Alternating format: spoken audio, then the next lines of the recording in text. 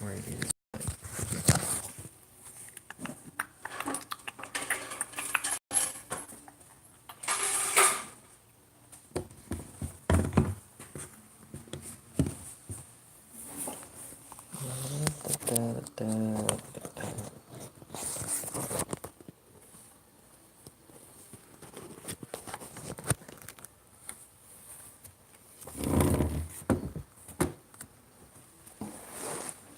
Okay, took a little bit of time. I'm gonna give it just a second, see if anybody else comes in. I got a message on my phone. I should probably answer that. So hey, what's up? Been trying to do this a few times, and so far it has not completely been working. But I'm still like figuring out how to even do this, or how to edit the live thing and all that. So give me just a second here. Do me a favor, if there if the audio is working, then let me know. Leave a comment. And if not, then let me know in the comment, because I am going to take some time getting used to this. I guarantee that. Let's see. Where are you?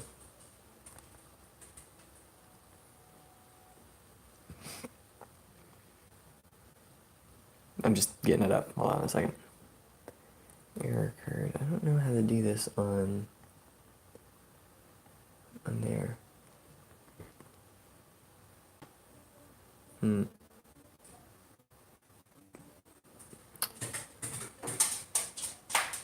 Live control room. I'm telling you, it's not complicated, but it's kind of complicated. I wish they made this simpler than it was. Okay. So, let's see. Oh shoot, I need to answer that.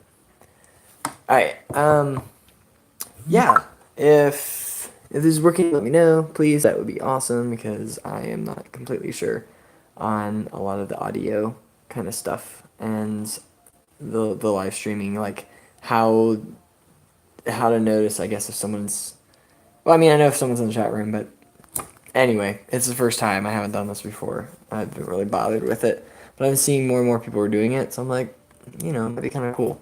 Besides, there is some updates I want to give on the Malibu, so we're gonna basically be discussing that. But yeah, feel free to leave a comment if you'd like to on the side. I think it's on the side or it's down below, and then that would be cool. I'll go ahead and answer any questions. My phone is blowing up right now, and I can't answer it because I'm using my phone to do this. And I can't switch it over to the computer because I don't know how to switch it over to the computer. So that kind of sucks. But yeah, I want to discuss a little bit about a Malibu, like owning a Malibu, keeping up with a Malibu, keeping up with an inboard in general. If you haven't seen my last video, then that means you have a little bit to catch up on. I know I haven't posted one in a while, but I finally posted one last week. I think it was last week. And basically, it was just an update on a new boat that I finally got, because it's been forever. So I sold the old boat because it was a piece of trash, and it finally broke on me way too many times. And was able to get an actual wakeboard boat now. So I still haven't had it very long, but I'm getting used to it. It's definitely different owning the last boat, which was like a stern drive, versus this boat being an actual like real V drive. And it's not that they're that much harder to take care of. It's just different, like controlling it basically, and maintaining it. I guess it's not like harder. It's just there's a few different things that you need to do.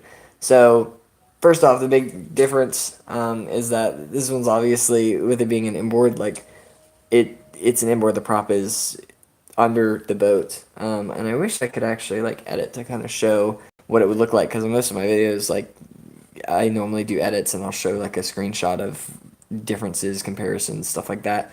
So I would do that if I could, but I can't. So the main thing is like the difference is the prop being on the lower end of the outdrive itself on the far back of the boat versus being underneath the boat. And with an inboard, it's under the boat, so it actually picks up on plane better. It tows a whole lot better. And being a V drive keeps the engine itself weight that you'd want in the back of the boat versus the weight being like in the middle of the boat versus a direct drive. And a direct drive is just another kind of an inboard. It's just the engine's not made for wakeboarding. It's made for like skiing. It puts off like a really shallow wake. Um, but yeah, looks like someone else jumped on. If you have any questions, I've just been kind of talking very briefly about my new Malibu and describing it a little bit. Feel free to drop a comment if you have a question or anything like that, or just to say hey. If for whatever reason like audio is not working great or anything like that, please let me know because I would not know otherwise. So I'll need your help on that one. If the signal is like crappy and like the quality looks bad, let me know on that too. I can probably adjust that. But I'm not gonna know unless you say anything because on my end it looks like it's working smoothly. So I don't know. But yeah, where was I with the? Oh yeah, the Malibu. Yeah, so this one's an actual inboard. If you haven't seen the video, go ahead and like jump over at some point after this or during this or whenever you want, and check it out. It was a pretty detailed review of it. It ended up being longer than I thought it would be, but they always are. So it was like 18 minutes. But it was a full-on review of like, okay, from bow to stern, engines, electrical, seating, all of that. Like, what's it like owning a Malibu? And yeah, so basically what I wanted to do here a little bit, just talk a little bit about what it's like owning one. Like I said, there's some mechanical differences, but your main thing is just going to be performance. Like, it's going to perform way, way better. Because, like, first off, an inboard is like a bulletproof engine. Those things are awesome. Your standard inboard engine is going to be a V8, like so, an actual big block V8, basically like a Chevy engine, versus a runabout boat, an outboard, an inboard outboard. Like they're typically marine engines, so you're normally going to find like a Volvo Penta, which is what I had, or you're going to find a Mercruiser. Mercruiser's a lot. I don't know. It's a lot more abundant. Parts are easier to find for it. Also, it doesn't cost as much sometimes because parts are cheaper because you can have more of them. Volvo, I'm not gonna say they're better. It's just I don't know. Actually, I had more issues with my Volvo than other people did with the Mercruiser. But an actual inboard is like a big block V8. It's not a marine engine. It's basically a car engine that they took and they adapted it for a boat, and so they threw it in a boat. So yeah, the only difference is like the water coolant system. So like on an inboard, like an inboard engine for a boat versus like a car engine. The car, has like a radiator and it's got your water cooling from your actual coolant radiator and then the hoses and whatnot with antifreeze and all that, versus a boat engine, which basically just has a water impeller. So instead of a water pump, it's an impeller that sucks the water out of the actual lake or river or body of water that you're in, and then circulates it through the engine and spits it back out into the river. So it's a open loop system versus a car being a closed loop system. Other than that, it's basically the exact same as like a standard Chevy engine for most inboard boats, and that's why they last so long. Is because they're car engines. They're made to go on and go on and go on. So other than just sheer like power, inboards, like, they just last longer. This engine, I got so lucky. It's so blessed. It has 300 hours on it, which like basically for a car would be the equivalent of maybe 30,000 miles on it, 40,000 miles on it, somewhere around there. It's like super low. An inboard could last 3,000 hours or more, depending on if you take care of it. Other boats might be like boat engines typically go like 1500, maybe 2000. Like that Larson was at like 1500. It was dead. It was so dead. But these things are they're just built better. They just last better. So this is one of the things I so love about it. Um, but yeah, like I said, keeping up with it is a little different. So like the main thing is you're gonna have to know you need to flush out your engine a whole lot more because everything is. I don't want to say it's more closed off than an outboard or an inboard outboard, but it kind of is. Everything's internal, so the only thing that's on the exterior of the boat outside the hull is the prop, and that's about it. Everything else is inside. So you want to make sure you actually like rinse it through with fresh water and whatnot, even if you're not running in complete salt water. Like for me on the St. John's, it's brackish. It changes on the year. So like it'll be some years are like 60-40. Some years are like less than that, maybe 30-70 and 80-20, something like that. Right now we have a whole lot more fresh water, so it's almost like 85% fresh, like 15% salt, probably even less than that. Um, because of all the hurricanes that we've had and the nor'easters and all that kind of stuff, it blows all the fresh water from um, first off the rain, but then also just from within the upper part of the river and pushes out the salt water that's coming in from the jetties. So we don't have to worry too much about salt, but I still rinse out my engine, or I try to anyway. I've only done it a handful of times right now because it gotten kind of lazy. The problem is this boat is on the lift, and if you saw the other video, you would know, like you'd see, okay, it's on the lift. Versus the other boat that I had a trailer for. Now I love the lift; it's so much easier and it's so much better, but it's also harder to maintain. Like I can't clean it on the lift. I mean, I can. I do have electrical. I do have a water hose out there, so like technically I could vacuum it and I could wash it. It's just like hard. You can't walk around the outside and stuff when it's on a trailer. You can just walk around and scrub it down and stuff. On a lift, you can't. So I love it on the lift because it's like super easy just to like drop in and go. But it's a lot harder to clean and it's a lot harder to flush through. An inboard, unlike an outdrive, like the outdrives and the stern drives or inboard outboards, you have this little almost like headphones. They're like little cups and they clamp around the back of the lower unit on the drive, and so it sucks in the water and then it just blows it out the upper unit on the drive. But on an inboard, there's no drive out there. It's just the prop and the drive shaft. So the way that it sucks it in is almost like a jet ski. It has like a little hole and it's graded so stuff can't get in, and then it just sucks up water inside there. But the problem is that you have to have like almost like a toilet plunger. I call it a toilet plunger. It's basically like it's got like a rod and then it's got like a suction cup on the end of it, and it looks literally like a toilet plunger. And you wedge it up underneath your boat, so it's just like the flat surface of the boat. It just hooks up on there. Um, but I need something to wedge it with, so I need like a solid ground and then the boat, and I just wedge it in between. And with a lift, I don't have anything to wedge it on, so I can't rinse it out unless I take it off the lift, which I really don't want to do that. There's a lot of boats that do have ports, I guess you could call them. So they'll have like a spot where you can um, plug up a hose to it and it'll rinse the internals of the system instead of using the suction on the bottom, the intake. It'll cycle through the back port or the side port, wherever it is on the boat, and then it'll just rinse it through like normal. My boat doesn't have that. My friend's Mastercraft does, and I really wish mine did, but it doesn't. But what I can do, and what I've been talking to my mechanic about doing, is going into where that ignition or suction zone is, intake zone. And as soon as it comes on the internal part of the boat, you can see the hose coming straight up from the bottom. And basically, I could just like take that hose off and I could put a Y splitter and I put it back on. And then it'll just have a little open section so I can open it or close the valve.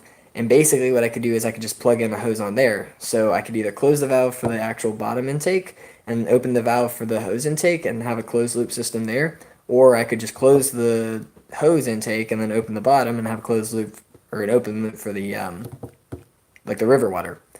And I really want to do that. I'd have to find parts for it and probably makeshift something. So I don't know. It's a job for another day.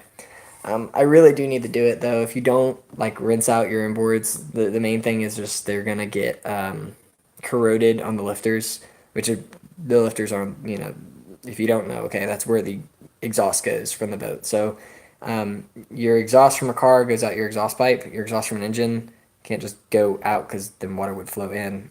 So they have risers and lifters, and they go to the rear of the boat on the inboard, and then they flush out through that. So the problem is the lifters, because they have water and they have air, so the exhaust fumes going out of the engine mixed with the water.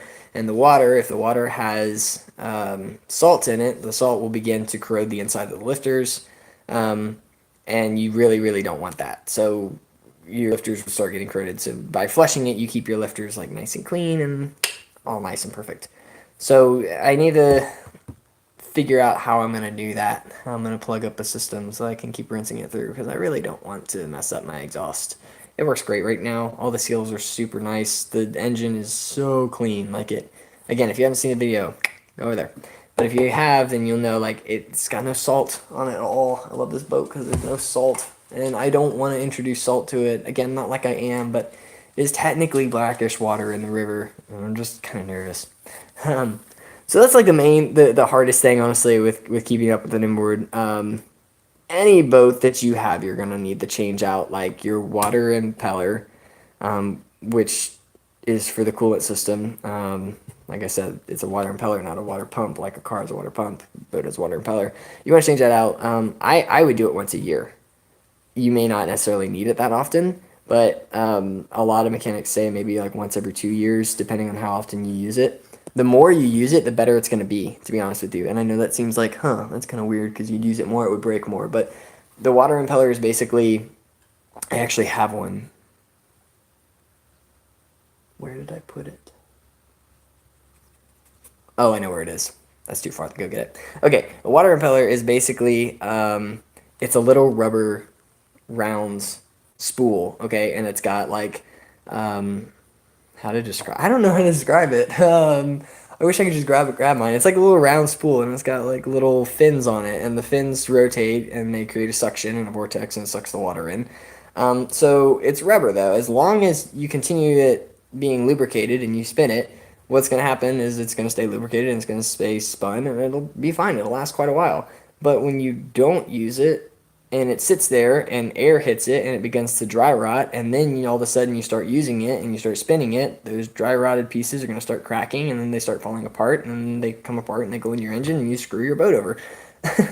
So the more you use it, the less you have to change it typically. But once it starts sitting, which a lot of people only use their boats seasonally unless you're really using it all the time, then you want to change it probably once every season, every other season. When I bought this boat, like I said, it only had 300 hours on it, which is great. But I didn't know when the last time the water impeller was changed. So I went ahead and changed it just because it was super simple to do and it was a cheap part. So I figure I could either change it and play it safe, or I could not and have a catastrophic fail on my engine and blow up my new engine, which is what happened to the Larson, the last boat. It caught on fire. My water pump went out. My impeller tore. So I didn't want that. So I went ahead and changed it. Super simple. But yeah, that's just a basic thing to watch out for. It's just like change out your water impeller once a year. Other than that, change out the distributor cap. A lot of people seem to forget this. Distributor caps, I know not all newer boats have them. They're not all like the actual spinning spool. A lot of them are electronic these days, but distributor caps need to be changed out, okay? And you don't even always have to change them, just check them. Like open the cap up and check and see if it looks like the wires are frayed or the little pin that spins is frayed, and if it is, then you just change it out. It's super cheap. They're like $30. Like I said, these inboard engines are basically car engines anyway, so they're even cheaper because you can get them at like your standard car auto store. So I need to still do that. I want to check mine and make sure that I don't need to change it for whatever reason. And And then the other thing is fuel pumps. So most fuel pumps will last somewhere around 400 or 500 hours. So I haven't quite yet changed mine. It's running fine. However, at some point, like my friend with his Mastercraft, his was almost like clockwork. Clockwork. Like as soon as it hit 400 hours, it was time to change it. They're super simple. The one thing that I did notice is that some of them aren't continually manufactured. So some of the older model fuel pumps, like they have a conversion kit these days, so you can't get the exact fuel pump, but you can get the exact same that's now a conversion kit that works for the new ones and the old ones. They're a little bit more expensive though. So fuel pump, like that's gonna be costly, but that's about the only thing. Other than that, these inboard engines, like if you change the oil and you keep up with your water impeller, to keep up with like spark plugs and distributor cap, and then keep up with the fuel pump, which you'll probably only change like once, maybe twice in your life. Uh, that's like the only thing that could go wrong. These engines are fully bulletproof. It's freaking crazy. I love them so much. This isn't just Malibu. I know I was labeling it like Malibu talk, but it's more like inboard talk, I guess I could say. If you don't have, um, like, if you're into water sports and all that kind of stuff, and you're riding on just a regular old uh, IO or an outboard or something, if you don't have an inboard, it's hard to describe what it's like. It's totally different. Totally different. Totally worth it. I heard by so many people, and I saw so many reviews and stuff, people saying, like, oh, once you go to an inboard, you never go back. You never go back. Like, I will never, ever go back to anything other than an inboard, especially a V drive. I wouldn't go to a direct drive. There's no reason to. Skiing isn't that popular anymore, and it's not my I don't enjoy it. Um, so yeah, if you're having trouble with your boat or you're contemplating on getting like a Malibu or a V Drive or something, I would encourage you to like try it. Go for it because it's awesome. I love it. Uh, they're expensive. They're definitely more expensive, but you can find them. You can find them out there. You just gotta keep looking. I mean, yeah. If you've seen my other videos, you would know like how many years I've had troubles with the old Larson, and how long I was looking for a boat for. Oh my goodness. But you gotta be patient, and there will be one out there, and you'll finally find it. They're definitely more pricey, so be willing to pay a little bit extra, but they will last so much longer. And then like I was watching a video the other day. It was pretty funny because like I was watching one on some people argue over like Nautiques and Malibus and Axis, which is owned by Malibu, and like Mastercraft, Centron, stuff like that. And it's so funny because they were going crazy over it. And I have a Malibu, so in part, like I'm biased to Malibu just because I bought one now. Like I have one. I didn't really know much about Malibu beforehand. Like I knew some because I know about wakeboard boats, but I wasn't. I didn't know everything. I wasn't a Malibu fanboy. And it's like as soon as I bought one and I started using it, I'm like, man, I'm a Malibu fanboy. I am so. I love my Malibu. My friend has a 2006 Mastercraft X Star. For the longest time growing up, I was like, oh, it's all about the Mastercraft. And I mean, Mastercrafts are great, but let's be honest, some of it's older technology. He would be so mad if he heard me say that, but and I don't mean it in a bad way. Mastercrafts are great, great boats, and my Malibu is not new for sure. I mean, it's a 2002, but the new ones, God, man, they have so much stuff in them. Oh, they're so nice. So not here just to wave the Malibu flag. I'm not getting paid by them for it. I'm certainly not getting a brand new uh, VLX 2018 for it. Just saying. But that would be nice. But no, I love my Malibu. I love my Malibu, and I would never get anything other than V Drive at this point. So, um, yeah, that's kind of it. I don't have a whole lot of time right now because, like I said, I've had some people texting me, and my phone's been going off and going crazy. But I wanted to do a little update on my boat and my new situation with it. If you guys have any questions, then you can drop them over real quick. But unless, like, other than that, if you don't have any questions, I'm going to probably clock out because I need to check some of those emails. I'm still working today, or I was working this morning, and I need to see if I need to answer anything. So yeah, leave me a comment if you need to. Otherwise, yeah, hopefully, I would hope so. So we'll like go out for more rides. There was a period of time where I didn't go out for rides quite a bit. And honestly, to just be straight up with it, the main reason was because the Larson was broken again. Um, I literally rebuilt that engine 4 times. Like I took it out of the boat 4 different times and was constantly working on a starter or the carburetor, or I eventually took the head gasket off and I literally like resurfaced the gasket, the cylinders, everything.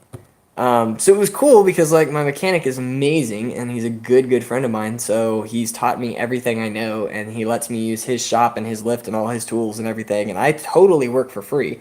So every time like I would do an entire 3 week job on the boat or more, it was totally free of cost. It was awesome. I got to learn it all. But the reason why I haven't been going out is because primarily the boat has been totally busted. And yeah, so that's why I just finally had to sell it. Because, like, long story short, I finally got it fixed again.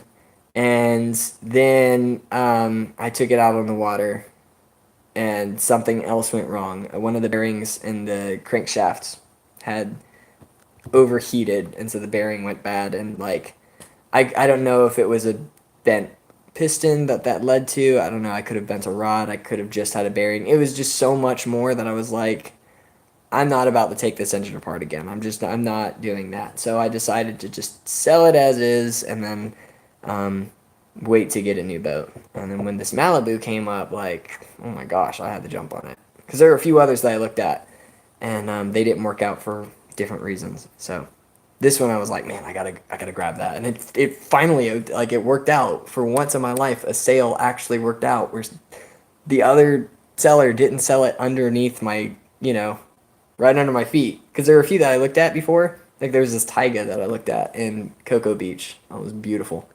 And I was talking to the guy about it. He was super cool. He was my age. Like he was just selling because he didn't need it anymore.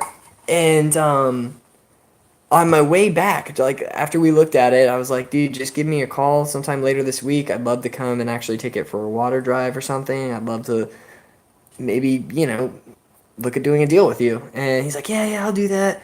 So we get in the car and then we're driving up from Cocoa back to St. Augustine. And like by the time that I hit, I don't know, just past Titusville, which if you know that area is not very far at all, the guy calls me and he's like, oh, I kind of sold the boat. Somebody else came by and gave me cash for it. So like, come on, man, for real? That sucked. So when this Malibu finally worked out, like I was so happy with it. I was so thankful. And the guy that I bought it from was a super chill dude. He was so cool. He had owned like 8 different V drives in the past. He said he'd owned like everything from a Ski Nautique to Mastercraft to a Centron. Now he has a Moomba. And so he bought the Malibu just as a side thing for his son. And then his son didn't actually want it. So he's like, well, I guess it's time to sell it. He barely even took it out. So he was real cool. Like I told him what I was coming from. I was like, dude, I just came from like the demon possessed boat with serious issues, and I really don't want to jump back into one that has problems. So like, can I literally like look your engine over fully and do tests on it and stuff? And he was totally fine with it. The guy was so cool. He's like, whatever you need to do. His reasoning behind it is like, look, if somebody's actually going to go the extra mile to ask these questions, then there's somebody that knows what they're doing.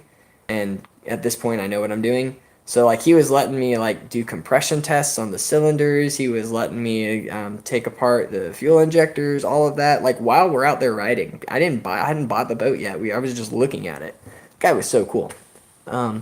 So, it was in tip-top shape. And the engine only has 300 hours, so I didn't expect to find a problem, but I'm just super paranoid and super paranoid. So yeah, that happened. I bought the boat, now I have the boat, so I'll be going out for rides. I've been out quite a bit with it, and I haven't recorded any. I feel really bad. I'm sorry, but we've been really just enjoying the summer, and I don't know, I haven't committed to taking the camera quite yet. And I have taken pictures, and one of my friends has taken a bunch of video for us because we have an Instagram page for our wakeboard team now. Because we actually have a wakeboard team now. It's called SJR Wake, so St. John's River Wake. Um, so yeah, you can check that out on Instagram. That would be cool. I would put a description in it, but this is a live thing, and there's not really a video to put a description in. So yeah.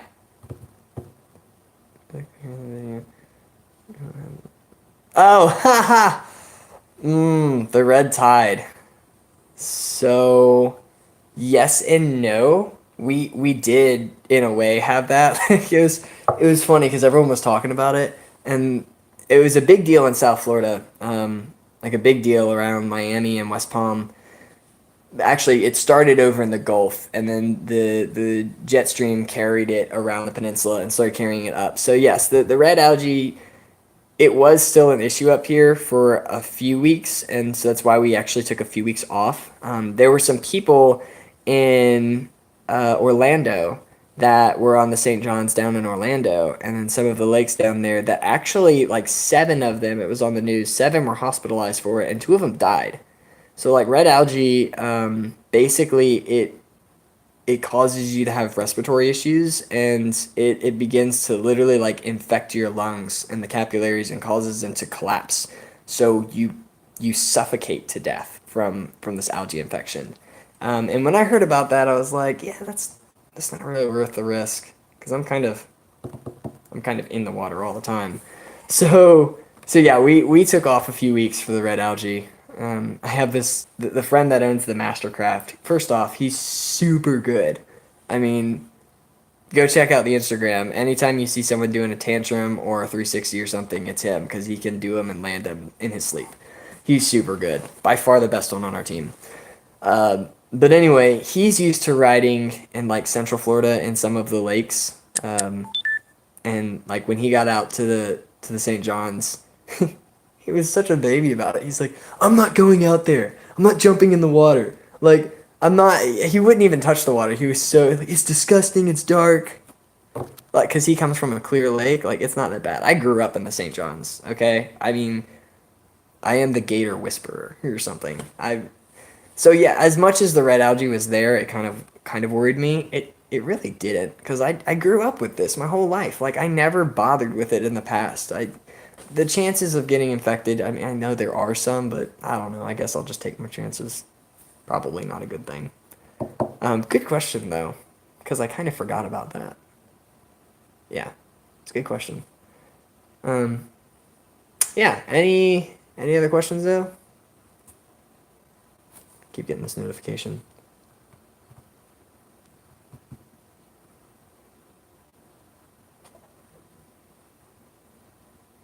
I'm like low key checking out on my phone because my boss is supposed to be calling me.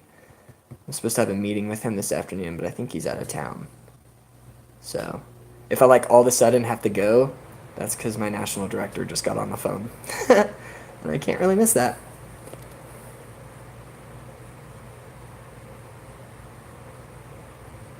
But yeah, I think that's basically, I mean, I can do another one of these at some point. That's no problem. It's kind of cool.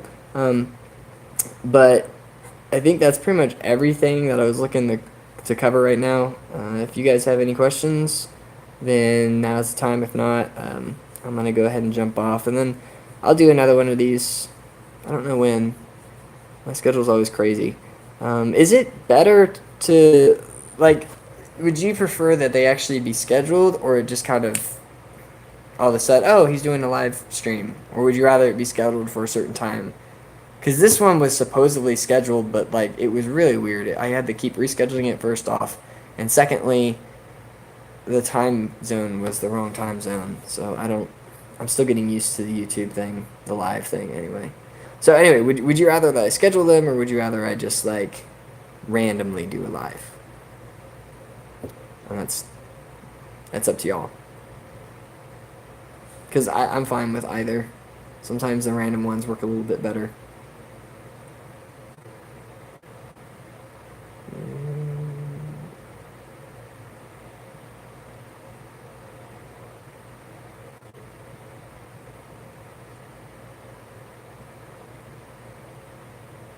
Oh shoot, don't want to do that. Okay. All right. So I'm gonna go ahead and sign off. I will. I'll do another one of these. I'll probably schedule it. That way, at least some people know. It'd be cool to have like a little bit of a larger group at some point. But hey, I appreciate your questions. I really, really do. Those were honestly good questions, and yeah, there'll be more rides. Like whenever you're saying, are you gonna take your viewers out for a ride? Yeah, yeah. There'll be more. I promise. I've just been in that whole boat thing. Cool. So yeah, enjoy the tropics, guys. I'll see y'all later, and I'm going to sign on out. Bye. If I can figure out how to.